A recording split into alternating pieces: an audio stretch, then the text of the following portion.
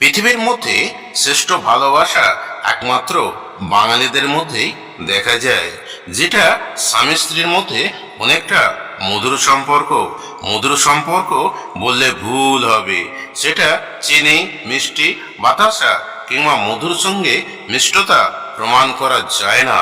এদের থেকেও আরো বেশি মিষ্টি সম্পর্ক দেখা যায়।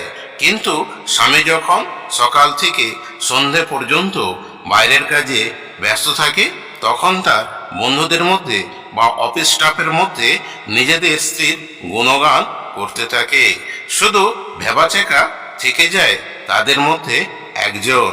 সেভাবে এরা কতই সুখী, কিন্তু সে সারা জীবনটাই খেটে গেল সুখের পাখি, পোষ মানল না। বাড়ি গেলেই স্ত্রী বলে উঠবে, দোকানে বাজার করে নিয়ে এসেছি, ফর্দটা বালিশের তলায় পড়ে আছে, দেখে নেবে কত টাকা বাকি আছে। আর হ্যাঁ, আজকে পাওনাদার এসেছিল, বাকিটা মিটিয়ে দিতে বলেছে। কানে ঢুকলো কিছু না, এক কান দিয়ে শুনছো আর অন্য কান দিয়ে বেরিয়ে যাচ্ছে। ছেলে মেয়ের টিউশনের টাকা বাকি আছে, এ মাসের মাইনে পেলে আমার হাতে দেবে, বাজে খরচ করো না জানো, তোমার তো লম্বা হাত।